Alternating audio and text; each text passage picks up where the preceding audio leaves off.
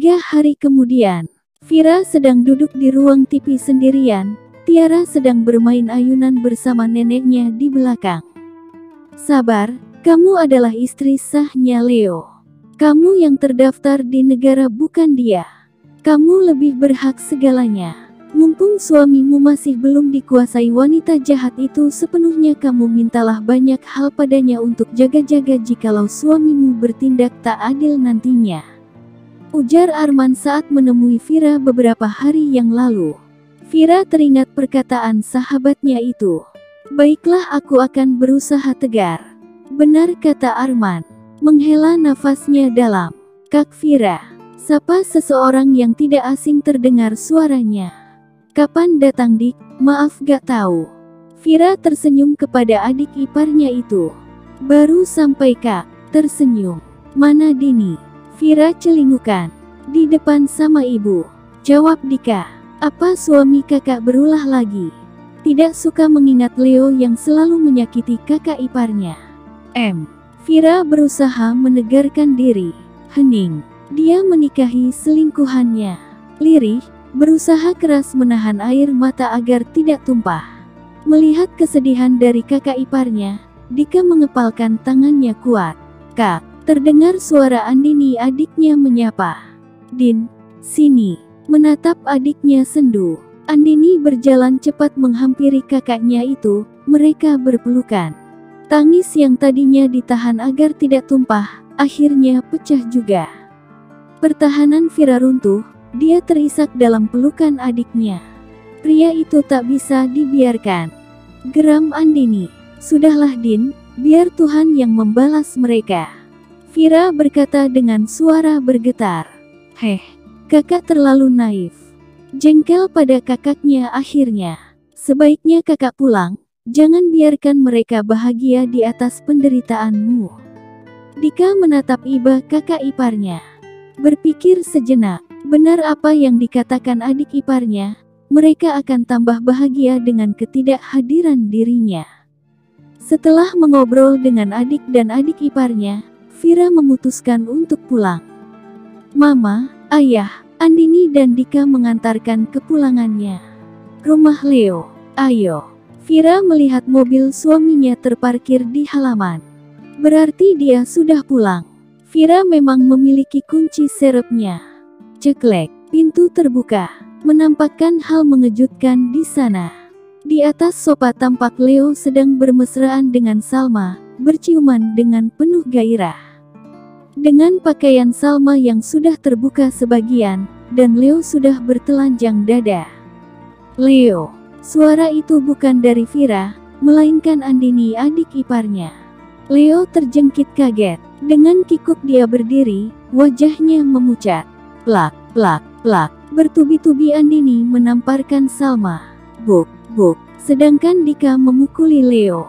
Tubuh Leo terjungkal tak mampu bertahan. Darah segar mengalir dari sudut bibirnya. Vira menatap kedua makhluk tak tahu malu itu nanar. Cukup, teriak Leo akhirnya. Kami sudah sah. Kami tidak zina. Suaranya pelan. Terdengar suara isakan lirih dari Salma yang kesakitan.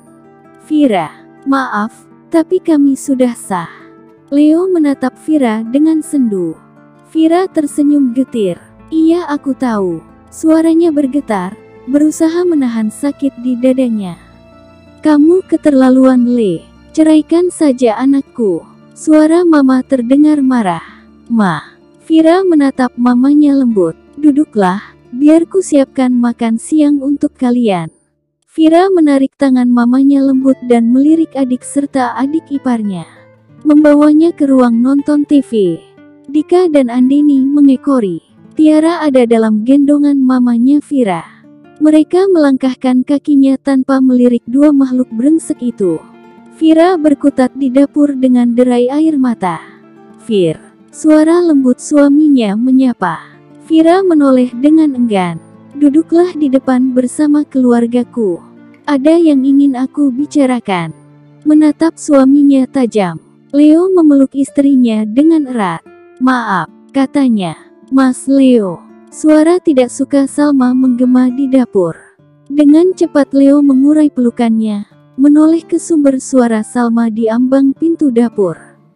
Terlihat wajah Salma yang cemberut di sana. Tidak suka melihat Leo peluk-peluk Vira. Kenapa? Bukankah dia masih suamiku? Vira tersenyum sinis, melingkarkan tangannya di pinggang Leo dan mengecup pipinya. Vira sengaja melakukannya, bukan benar dari hati, melainkan sengaja ingin membuat Salma kesal. Benar saja Salma kesal setengah mati, dia menghentakkan kakinya kuat-kuat meninggalkan dapur. Sementara itu, Leo hanya melongo dengan tingkah Salma. Vira segera menghempaskan lengan Leo. Sana mas, aku lagi masak. Melanjutkan masaknya. Vir, aku gak mau kehilangan kamu. Apapun maumu akan aku penuhi. Memeluk Vira dari belakang. Aku lagi masak. Kita bisa celaka kalau minyak panas ini tumpah. Ketus. Leo melepaskan pelukannya. Baiklah, usai makan siang kita bicara. Leo meninggalkan Vira. Hik. Akhirnya, runtuhlah pertahanan Vira. Dari tadi dia menahan sesak di dada. Sebisa mungkin agar tidak menangis. Nyatanya, sebesar apapun ia berusaha tegar. Tetap saja ia tak bisa menahannya lagi, hingga Andini menghampiri. Aku bantu masaknya ya kak, biar gak keasinan ketambahan air mata kakak. Canda Andini, mencibir. Vira tersenyum kecil, malu pada adiknya itu. Usai memasak, mereka segera menatanya di meja makan. Lalu Vira mandi supaya badannya lebih segar. Usai berpakaian dan menyisir rambutnya, Vira merasa ada yang salah. Terdengar suara keributan dari ruang depan. Setengah berlari Vira melihat ada apa. Tampak Surya kakaknya sedang memukuli Leo. Kak sudah, dia masih suamiku. Vira menghalangi kakaknya, takut kalau kakaknya kalap. Surya mendengus menatap adiknya. Kamu memang bodoh Vir. Berhenti memukuli Leo. Ayo kak makan siang bareng. Menggandeng lengan kakaknya menuju ke ruang makan. Keluarga Vira mengikuti dari belakang. Dasar keluarga barbar, gerutu Leo sambil memegangi perutnya yang terasa sakit akibat pukulan Surya. Mas, aku jadi takut sama istri pertamamu itu. Lihatlah semua keluarganya menyeramkan, ujar Salma yang berjalan di samping Leo, bergidik ngeri. Diam. Tidak usah banyak ngomong, ini semua memang salah kita. Agak kesal. Apaan sih? Salma memasang muka masam, kesal disalahkan. Semua berkumpul di ruang makan. Karena banyaknya orang, akhirnya Vira memutuskan makan di ruang tengah saja menggelar karpet. Dibantu Eka, Andini, dan mamanya, Vira memindahkan semua masakannya dan Andini tadi ke ruang tengah. Usai berdoa, semua makan dalam hening. Salma duduk di samping Leo, menempel seperti lintah saja. Vira berusaha menegarkan hatinya, apalagi Salma bersikap manja pada Leo. Leo sebenarnya enggan menanggapi kemanjaan Salma, tapi bagaimana lagi? Dia tak ingin Salma merajuk yang ujung-ujungnya hanya akan menambah masalah. Acara makan siang bersama pun selesai. Hei pelakor. Dari tadi kamu kan enak cuma diem gak bantuin apapun, tinggal makan saja. Tuh cuci semua bekas makannya. Ketus Andini. Salma menatap Leo minta pertolongan. Dia kan lagi hamil, gak boleh capek-capek. Dengan pelan Leo menyahut, alah cuma cuci piring ini. Dulu waktu Kak Vira hamil besar aku lihat dia cuci piring dan baju segitu banyaknya. Timpal Andini sinis. Hati Leo merasa tercubit mendengar perkataan Andini, karena itu memang benar adanya. Akhirnya, Leo terdiam tak menjawab. Salma bisa kan bantu cuci piring? Vira tersenyum kepada Salma, padahal hatinya perih. Salma cemberut, bisa. Tapi aku gak mau sendiri, harus dibantuin. Ini banyak banget, ketus. Biar aku saja yang bantuin. Sahut Eka, istri Surya.